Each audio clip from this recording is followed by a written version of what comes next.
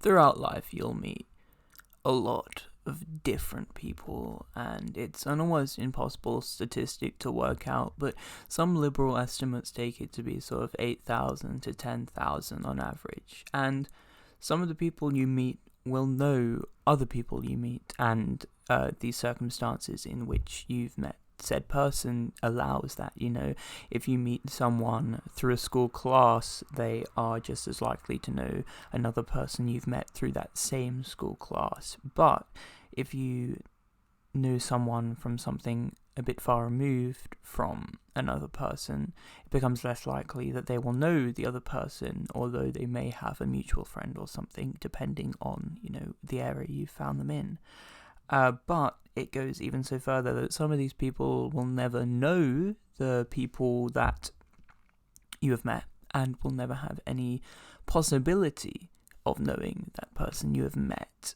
And this is quite odd, because you get to know people and you get to gauge sort of their personalities and their, what it's like to be around them, and then you can gauge from another person how they are, and you can almost sense sort of potential compatibility between those two people. But because it's a subconscious compatibility, you're like, oh, this person would like this person, but you never go to that person and are like, yeah, you should talk to this person, I think you'd like them. You kind of just push that away, and you never really think of how you are missing out an opportunity for that person when you don't, arise to them and go, you will really like this person. But you also find people who would absolutely dislike and absolutely hate other people and you sort of I want to keep those two parts of my life completely separate, because if they collide, I don't want to be caught in the middle of these associations. But that is a part of being human. That is, showing this very still tribal existence of humans, people being absolutely divided. We find people in our lives who we agree with, who we enjoy, who we like, and they, in the same way, despise, hate, don't want to associate with other people.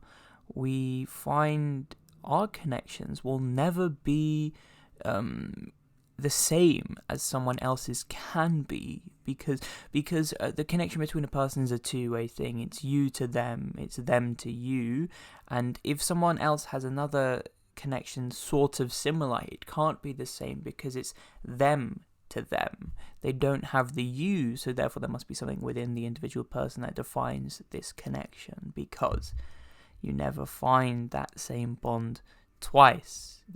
It's not just the bond, it's the people involved, which seemed obvious, but you think if the people are similar enough, it can be like recreated, but it never is appropriately, and it is very odd, and the world is very vast, and there are people really far away from you now that will be really close to you at some point, and there are people really close to you now who you'll never get to know, and that kind of blows my perception, but I think it's a welcoming sign to go about and get to know more people, as many people, as wide a range of people, because the people who get on with the most varying types of people tend to be the best type of people. They never find themselves in situations of disagreement, in situations of holding a prejudice.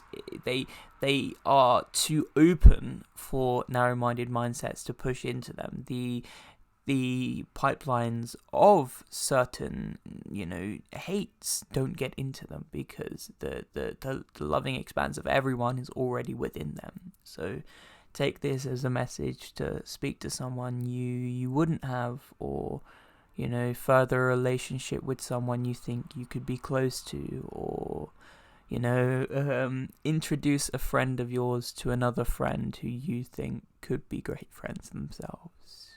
Just go out there and have at it, really. Have at it, not alone, but with everyone around you.